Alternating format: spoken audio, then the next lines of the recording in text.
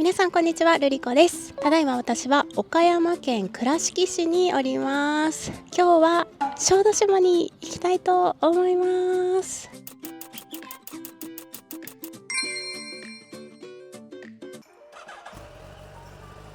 ホテル R ナインさんお世話になりました。めっちゃ長居してしまった。いやー、やっと晴れたよー。結局ですね、雨で停泊で3泊4日してしまいまして、ホテル引きこもり生活を送っておりました。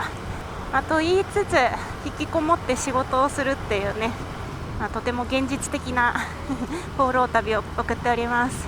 やることすっきりできたので、またこれで旅も楽しめるでしょう。もうとにかくね、今週は天気が本当に読めないっていうかね、台風が近づいてる影響で雨が多いんですよね。で、今日と明日がですね、午前中のみ晴れっていうすごく貴重な天気なので、もうここめがけて今回行ってみたかったところ、小豆島に向かおうと思います。ではまずフェリー乗り場までゴー。すごいバイクが屋根の上にある。ライダーズカフェ？ライダーズカフェだ。ピーカブー。おー、いいね。さあ、というわけで小豆島行きのフェリーはいろんなとこから出てたんですけど、今回は新岡山港から行こうと思っております。ありましたね、小豆島行きフェリー乗り場。ちょうどフェリーありますね。さよなら。間に合う。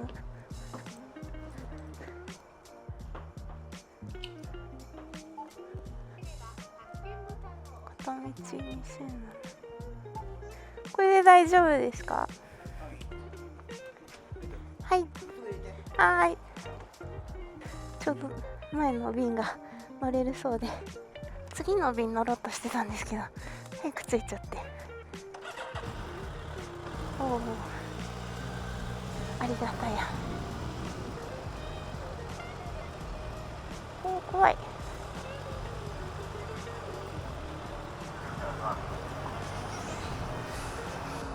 よし、乗りました。びっくり。さあ、いざ小豆島へ。ありがとう岡山。行ってきます。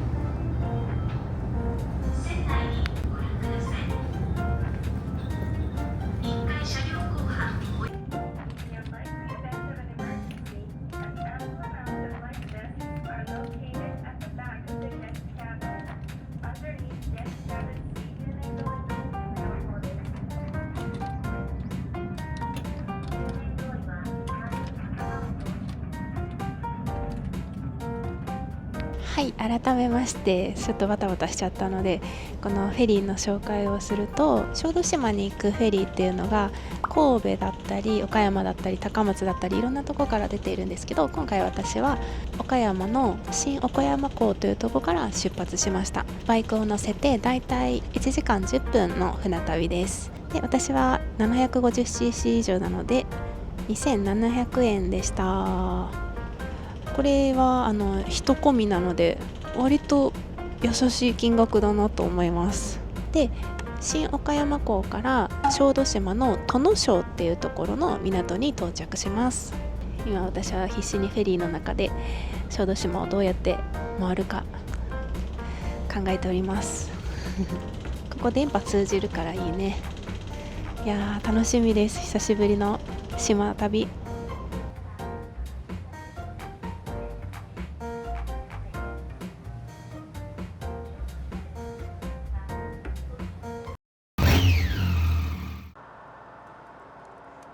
着きました。眩しい。初上陸小豆島。やったー、来れたー。やばい、テンション上がるすごいすごい、あったかい。関係ないか。関係あるか。なんか着いた瞬間すごいなんかきな粉みたいな匂いがして関係あるのかな、気のせいかな、お腹空いてるだけかな。なんかいろんな匂いがする。さあそれでは私の小豆島旅始まります。うわー綺麗。あー閉まっていいねまだ走って20分も経ってないのに、あーなんだかゆっくり流れてる時間がとっても素敵。あー楽しい。さあ港から30分ぐらい走ったところでございます。さあまず小豆島といったらね、もうあれだよねみたいなところにまず行っちゃいましょう。なんかいっぱい若い子たちがいますね。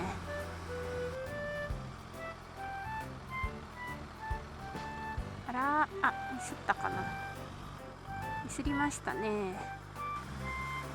ミスりましたが、オリーブがかわいい、いっぱいある。どっかで U ターンしたい。そこがいいね。ここの景色も素敵だな。なんでオリーブの木ってなんだかおしゃれなんだろう。そしてこういう洋風な建物と合うよね。そいや、よし。あったあった。この緑のポスト可愛くない？ここと撮りたかったんよね。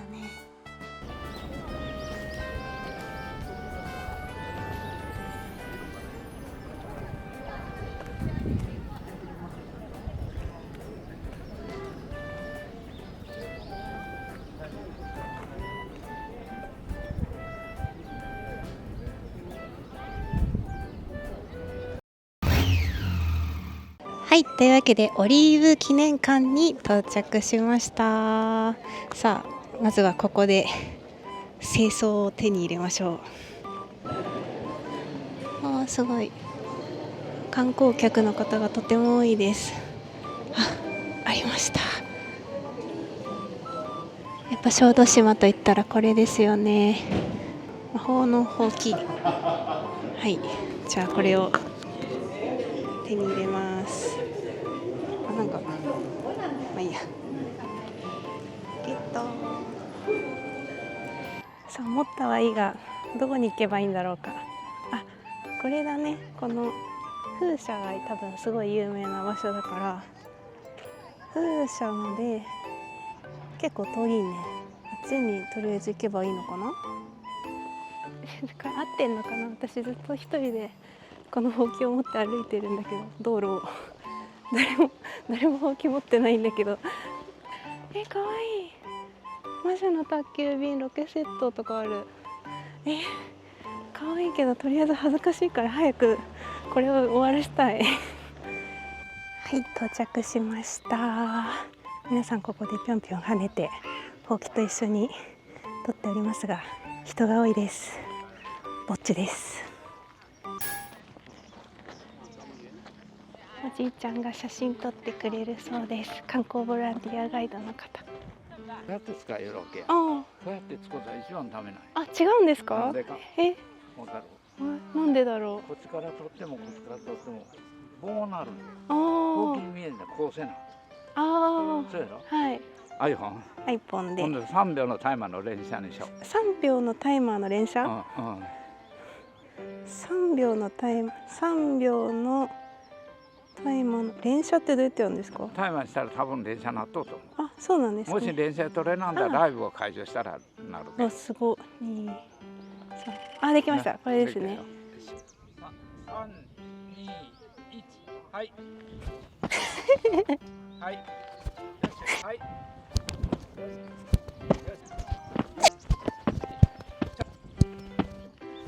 よしよし。ありがとうございます。すごい。どうですか？飛んでる。人入ってないの？すごい。向こういっぱい人おるけど入れとらん。すごいすごい。面白い。面白い。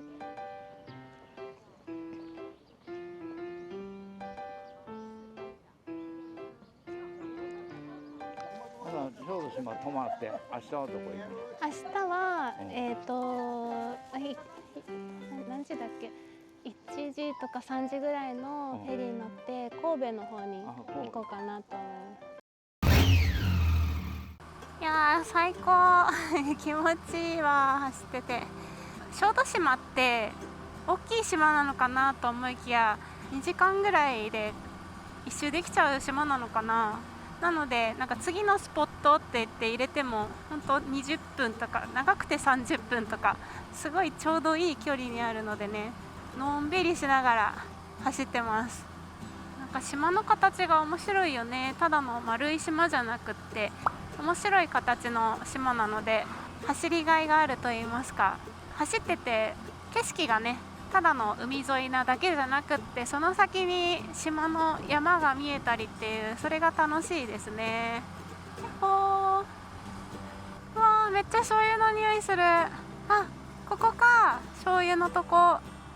後で来よう。そうそう、小豆島は醤油の名産地でもあるみたいなのでめっちゃいい匂いした今ね、とりあえず私とんでもなくお腹が空いてるので、とりあえずご飯を食べさせてくれ。あー綺麗、海近いです。さあでは今小豆島の、右下らへんに今おります。はい、この奥の方にですね、とっても有名な観光地である24の瞳映画村っていうところがあるんですけど、でその近くにですねすごく美味しそうなお店がありましたので今そこに向かっています。でさっきねオリーブ園でお話ししてたおじいちゃんもそこは正解だよって言ってくれてたので、きっと間違いない場所なんだなと思いつつちゃんとやってるといいなと若干怯えながら向かっております。ここが駐車場ですね。広いめっちゃ広い、助かる。お店はねここです。ちょっと待って、怖い怖い怖い怖い。牛肉入荷遅れのため本日の営業は12時。あ、こんにちは。12時からですね。あ、本当ですか。ありがとうございます。よかった。私のこのお腹の空いてるぐらいでもう耐えられんと思って。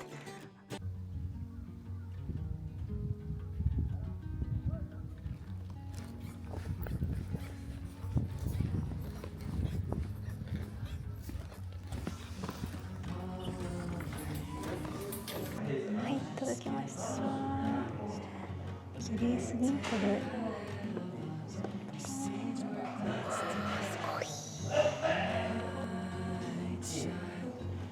い。はい、というわけでローストビーフのひしお丼です。美味しそう。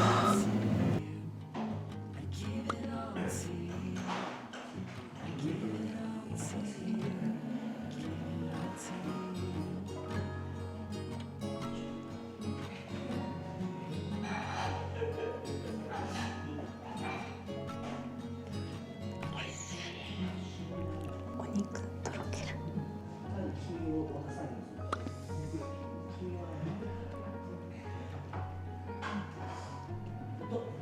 このタレがめっちゃ香ばしい。美味しい。これなんだろう。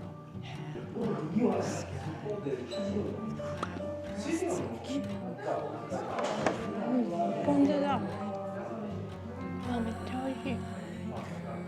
これはやばいです。やばい。美味しすぎ。美味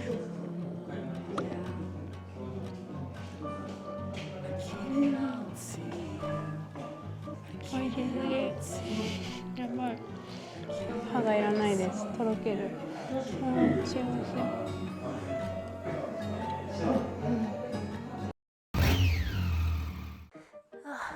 お腹いっぱい。マジで美味しかったよ、桜井さん。ここは激推しですね。さあではですね、この桜井さんから本当にすぐなんですけれども、今目の前に見えているのがこちら24の瞳の映画村です。すごいですね。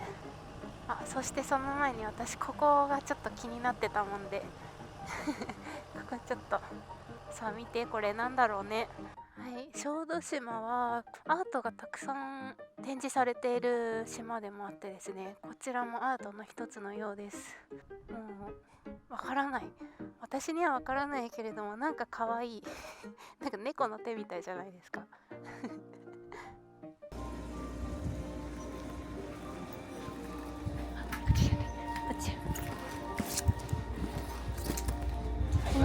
はいはい、すごい、なんかすごいね、一つの村みたいね。この面白そうなの見て、これ力石やってみるか。でっけえな石か軽すごい発泡スチロールってことね。あ、これも重いじゃないか。フェイクがあるのね。ちょっとね、本当に申し訳ないんですけど、私この映画村に来といて映画を見たことがなくてですね、だけど来てみたかったんで来てみたんですけども、受付の方にすみません、映画見たことないんですけど楽しめますかって聞いたら、あ、映画も上映してるからね、よかったらねちょっとだけでも見てみてって、全部見ると2時間ぐらいかかっちゃうからって。あ、ここかな、ここで上映してるらしいよ。これだよね、これが元なんだよね。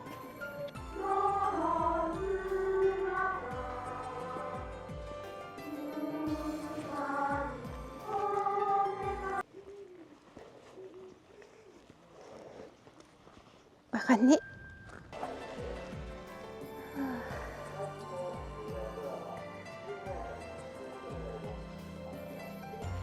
お、すごい小学校です。がっつり小学校、しかもこんな海の目の前にしてですよ。小学校、いやー、これはなんか純粋にすごいわ。本当にここ使われてたみたいです。すごいすごい。お、なんか書くのがあるよ。書くか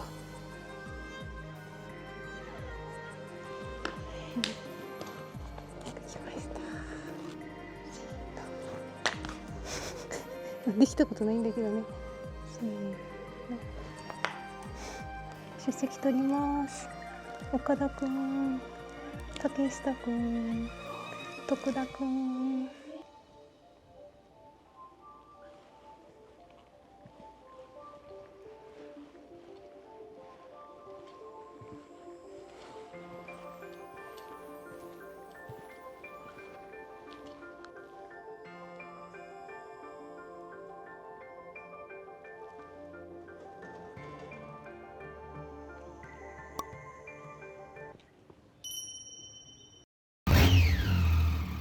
街並みが素敵だな、この辺りは。港町って感じで。あ、見て見て、樽お醤油の樽、すごい大きいね。こんな大きいんだ。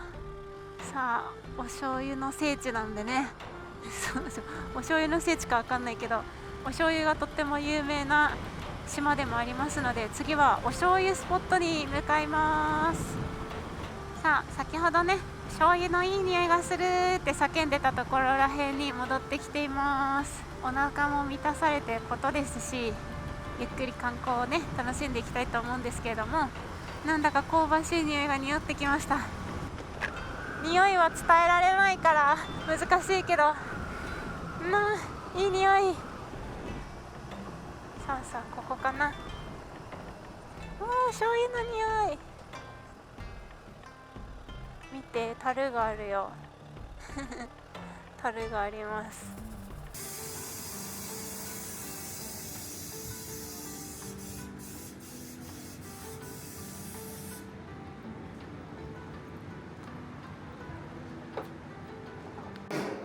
はい、醤油記念館に入りまして、中を歩いております。醤油ができるまでどんな工程なのかとかいろいろ学べるみたいです。広っ。こういうのでなんかゴシゴシするのかな。結構力いりそう。醤油ソフト。あ、そうそう、さっき500円の入場料払ったらお土産でお醤油もらいました。でかい。旅中にお醤油難民になったら食べようと思います。お醤油ソフト。はい、というわけでお醤油ソフトゲットです。クーポン利用で250円でした。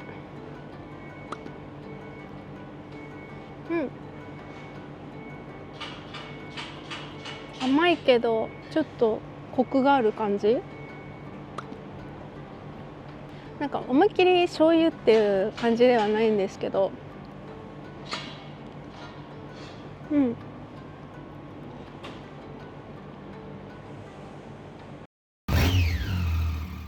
さあ気を取り直します。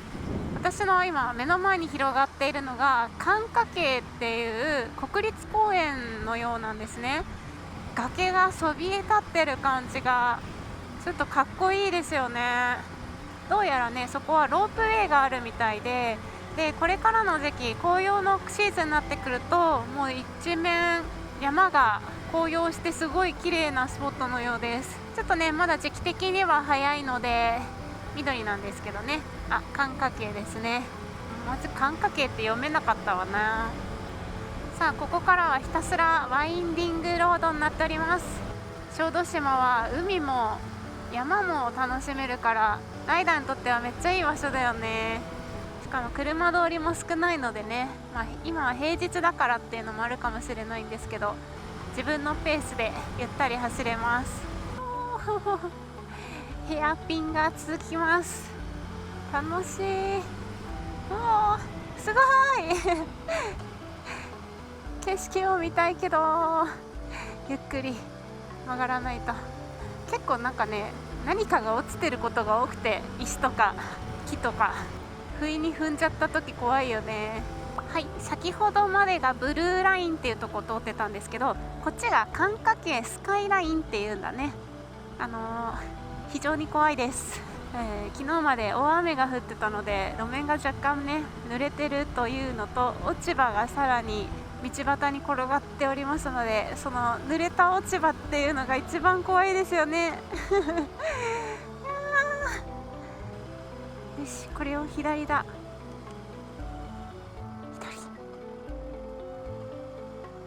左、もうさらに狭いよいやー、ドキドキする道ですね。久しぶりにこうドキドキする道ですね。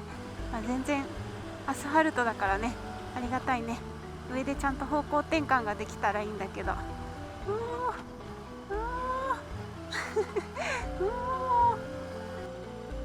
開けた。よかった、アスファルトでどこ行くの。よいしょ。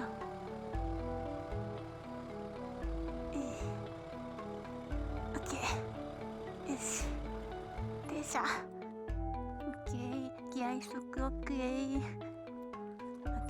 そう、ここは四方差し園地っていうところらしいんですけど、ここがなんかね有名な展望台みたいなんですが、私はこっちちょうど今から行くところに行ってみたくって。誰もいないぜ。寒い。ちょっと待って。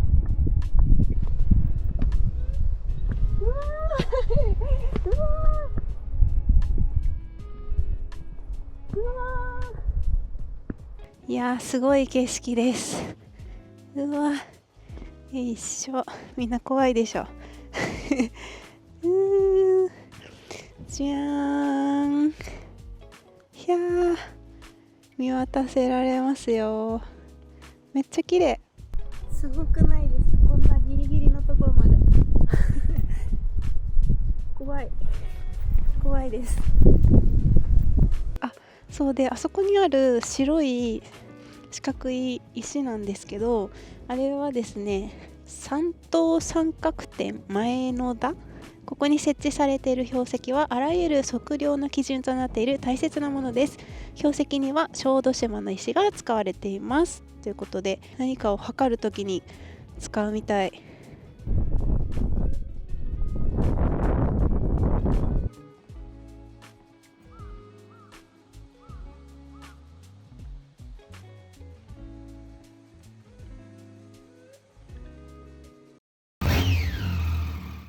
はい、先ほどの高い展望台のとこからですね、私が今日港に降り立ったところですね、あちらの方に戻っています。おー、これは確かにスカイラインだ。おー、すごいいい道。おー、あ、やっぱここまで来ると暖かくなってくるね。もう上めっちゃ寒くて5度以上温度違いましたね。もうグリップヒーター入れても寒くて標高が高くなると冬だね。もうなんだか寂しいな。さあ街中に戻ってまいりましたよ。小豆島っていい感じのミニマムさだね。とっても近いいろんなとこが近くてのんびり走りたい時にはぴったりです。さあそれではですね、小豆島の観光で有名なスポットエンジェルロードというところに今向かっております。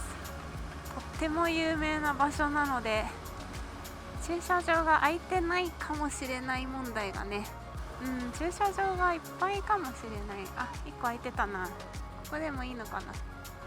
ありがてえ。ここにさせてもらおう。よし。はい、というわけでエンジェルロードというところにやってきました。エンジェルロードっていうのが1日に2回ですね、こう海に現れる道です。で、時間をちゃんと把握してこないとその姿が見れないということで、ちょっとまだ見てない。いきます、せーの。じゃあ、ある見えた。すごい綺麗です。これがエンジェルロード。おー、すごいよこういうの初めて来ました。オリーブ園のおじちゃんが今日は4時半とかだからその1時間前後がいいよって言われて、なので3時に来たらぴったりですね。なんかあんまり干潮すぎても道がこう広すぎてあんまり面白くないよって言ってたから、でもこれがどんどん満潮になっていくとこの道がどんどん細くなってきて渡れるか渡れないかギリギリのラインになるらしいです。それもね面白いかもね、お子さんとかだったら。私はブーツなんで勘弁してくれっていうことで、いや楽しい。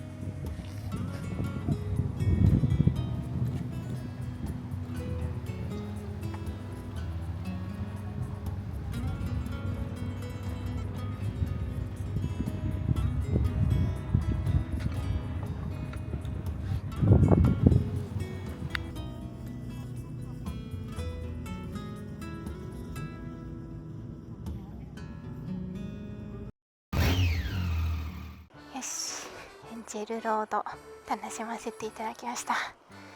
なんですかね、一人って寂しいなだいたいみんなグループか家族かカップルって感じなんで一人いない、悲しい。そんなこと言ったら怒られちゃうので、すぐ近くのもう一個観光スポット行きますよ。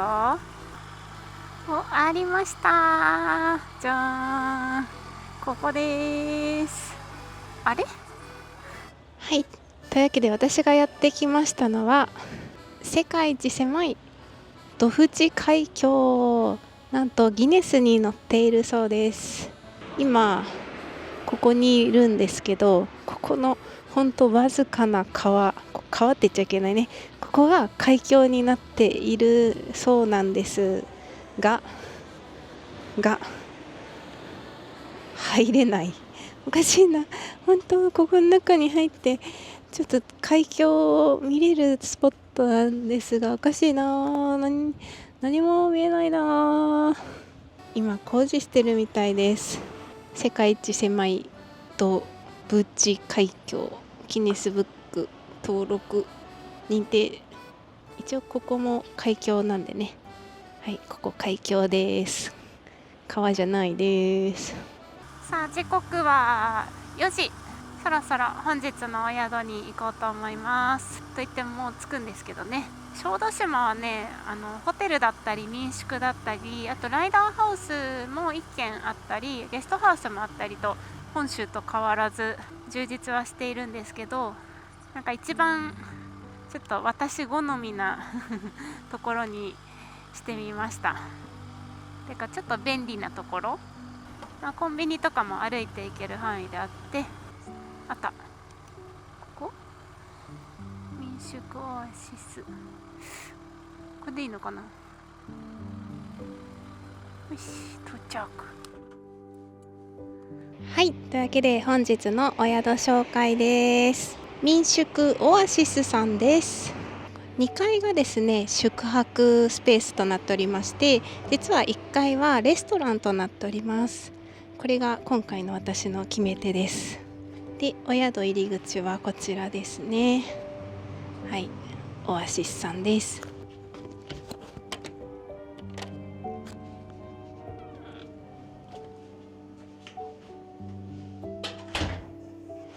はい、客室は2階なので2階に上がっていきます。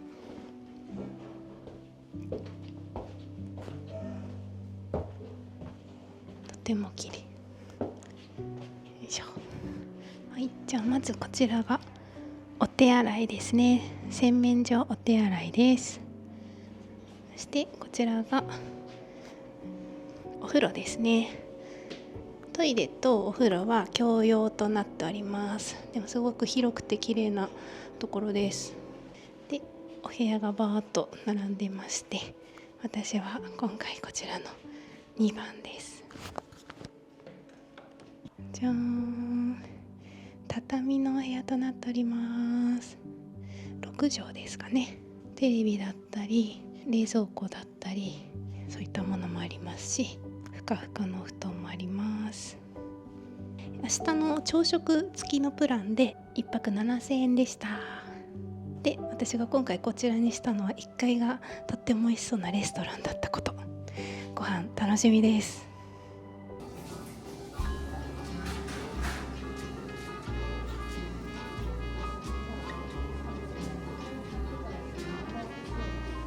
いただきます。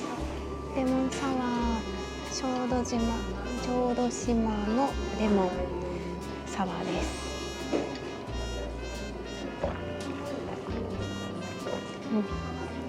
香りが、酸っぱめ、美味しい。めっちゃ贅沢。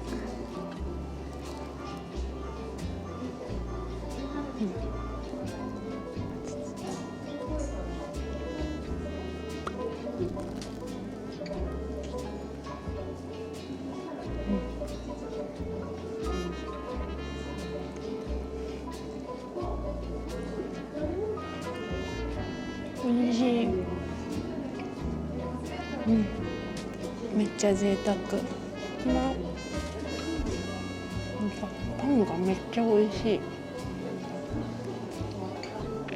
パンめっちゃ香ばしい。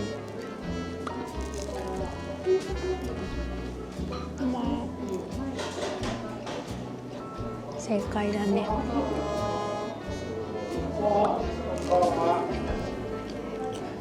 こういうちょっとした贅沢が好きな方はとても好きだと思います。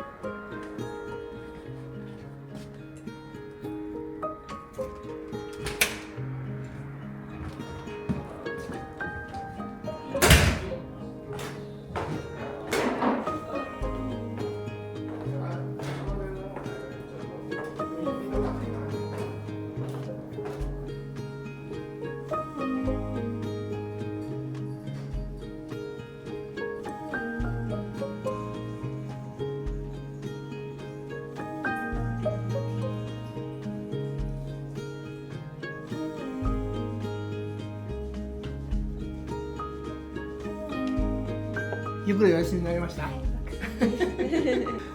豆島ってそうめんが有名じゃないですか。はいはいはい。美味しいお店ありますか？あのね。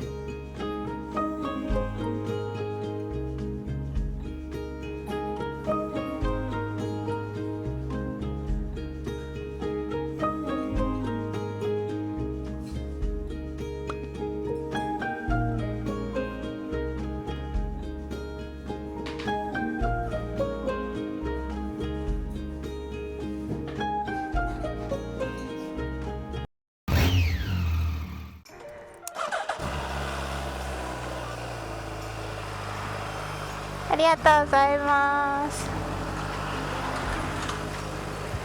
民宿オアシスさん、オーナーさんなのかな。オーナーさんもねバイク乗りの方でした。すごいゆっくりのんびりできましたよ。いいお宿だった。ご飯も美味しかった。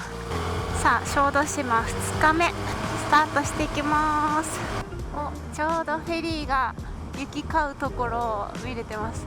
多分昨日乗ったフェリーかな、あれ時間的に。9時41分すれ違ってますね。なんか朝起きたら謎に足が筋肉痛になってて、あれ昨日私そんな歩いたっけなーって思い返してみたんですけど、まあ歩いたって言ったらオリーブ園でちょっと歩いたのとエンジェルロードで歩いたぐらいしか思い浮かばないんだけれども、やばいです。運動不足です。そりゃそうだ。さあというわけで私はねちょっと運動をしなければいけないので、運動スポット兼パワースポットにこれから向かおうと思います。ずっとここ最近引きこもってたし、明日からもまた引きこもり生活が待ってるので、私は運動しなきゃ。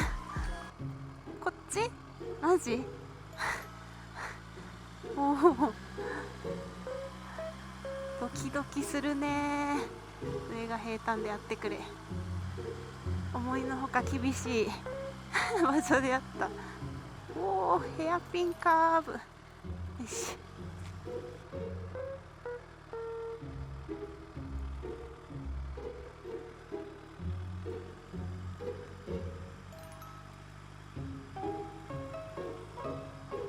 いや島旅こそねカブできたいもんだよねはやぶさはでかすぎるよね。いろんなとこを巡って思うけど、マ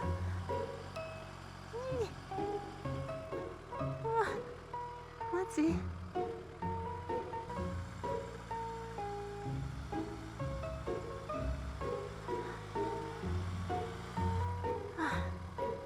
着いた着いた。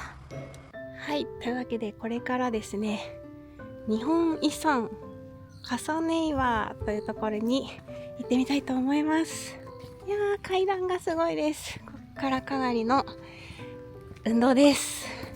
ここに来るまで想像以上の、峠道だったんでちょっと今帰りがドキドキしてるんですけど、とりあえず頂上目指して頑張ります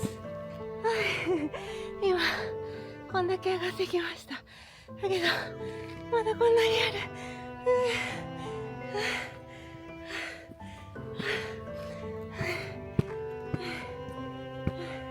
あと80メートル。ここからちょっと道が岩になります。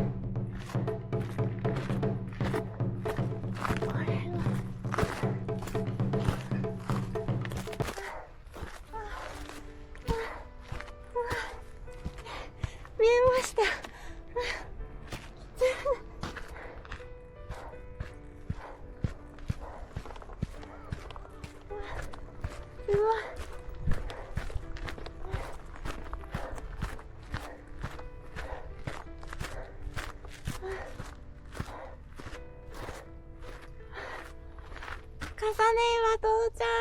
やだ。すごい。河川ネイは重なってますね。どうなってんの？これ見つけた人すごくない？どうやってここまで来た？うわゾッとした今。うわ、こんな高いとこにこんな高いとこ登ってきました。うわ、すごいきつい。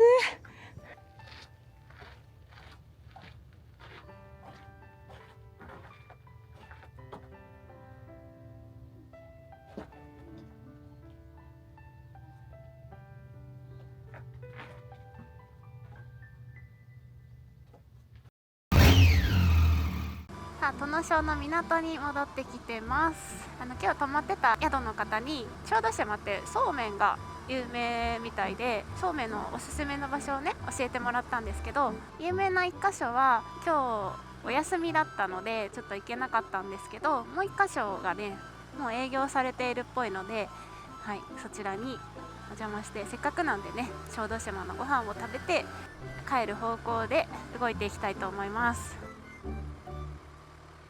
ここか。やってますね。確かここの駐車場と一緒って書いてあったような。到着。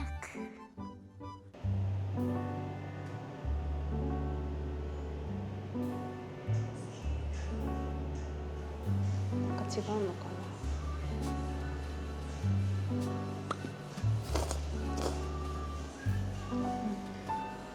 な。なんかもちもちしてる。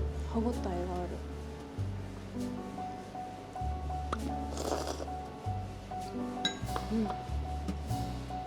すごいね。違うね。美味しい。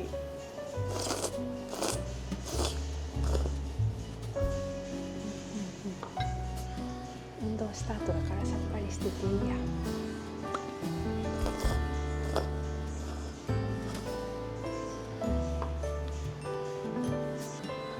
お店の目の前が妖怪美術館っていうところで気になるけど、どうなんだろう。あとね、このごま油をつけるとまた変わるらしいので、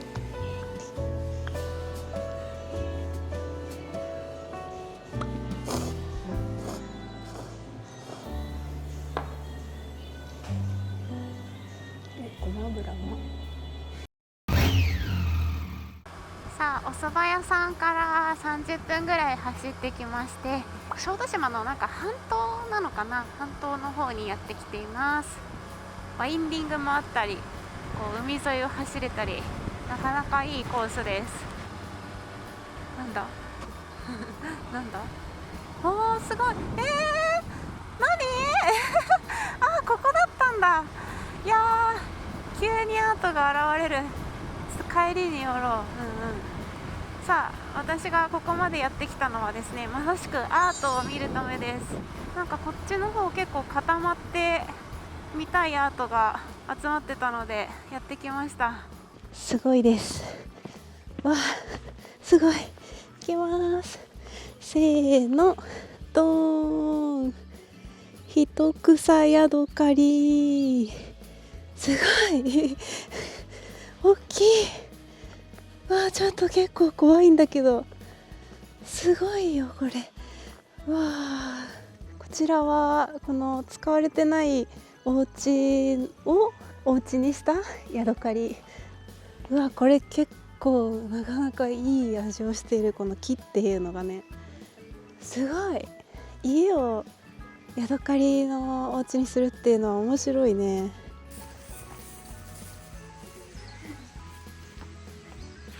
こんなに大きさが違います。すご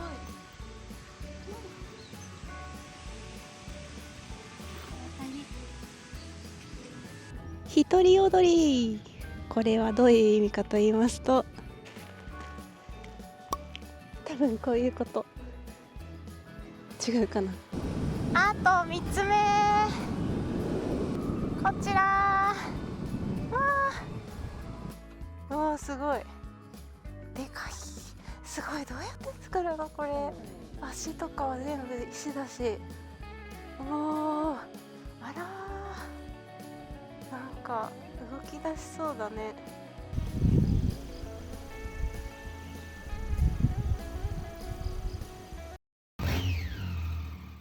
島の北東側にいるんですけど、なんかまた違った景色がこの辺見られて面白いですね。山側が石なんですよ。なんて言えばいいの。採石場、この辺とか、もう本当石材会社がこの辺やっぱ多いんだね。もともと小豆島って大阪城を作るにあたって、この小豆島からその石を運んで持ってきてたらしいです。それぐらい石が豊富なんですね、この島は。さあ、というわけで島の東、北、東、北東側ですね。北東側にある福田港というところにやってきました。今回はこの福田港から姫路の方に到着するフェリーに乗って帰ろうと思います。福田港のフェリーすごいいっぱいで、1日8本ぐらい出てるみたいで、よーし。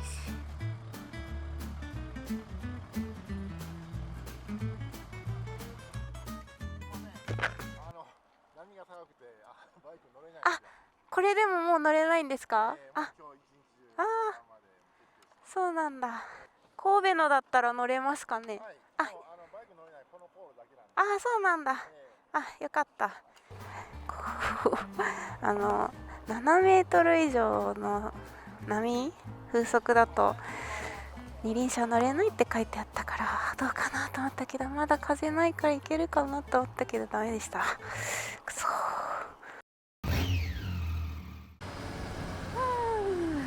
さあ、もう一個の港にやってきました。坂手港ですね。なんかここにかっこいいアートが、アートって言っていいのかな、すごくない？壁どこで撮ろう？どこで、ここがいいかな。なんせフェリーまでまだ時間があるのでね。ドーン。かっこいいじゃん。あとあそこにもなんかあれもね、アートです頭回んない。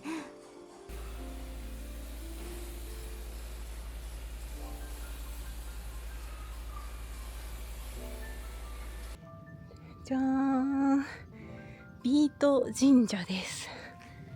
ビートたけしと矢野部健二さんの、アート作品らしく、ここね、なんか時間によってお水がジャーっと出るらしいんですが、もしかしたら今やってないのかもしれない。結構怖いよ。ビートたけしさん意外と手ちっちゃい。船が来た。ついに乗船になりました。ハレーのね、お姉さんと少しお話しさせていただいたりして、ちょっとフェリー緊張すんねって、突っ切って前から出るタイプだったらいいんだけど、よし、じゃあ小豆島フェリー乗ります。フェリー乗り場のおじちゃんありがとう。めっちゃ広いな。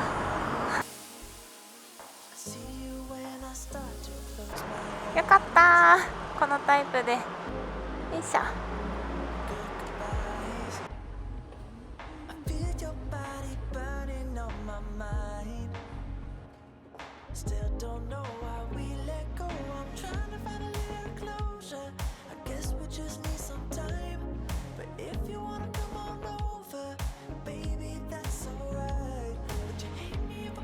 はい、というわけで無事にフェリーに乗り込みました。でこれから私は、こちらの小豆島から神戸の方に行きたいと思います。というわけで私の小豆島旅これにて終了です。小豆島はバイクで走るにもすごく楽しいし、特に私は写真撮ったりするのも好きなので、そういうフォトスポットもたくさんありました。これにて小豆島編終了です。また来ます。最後までご視聴ありがとうございました。バイバーイ。Why when you're away do I miss you? Is it just because I can't kiss you? Is it dishes in the sink or the lack of a wink? Or just because I love my life with you?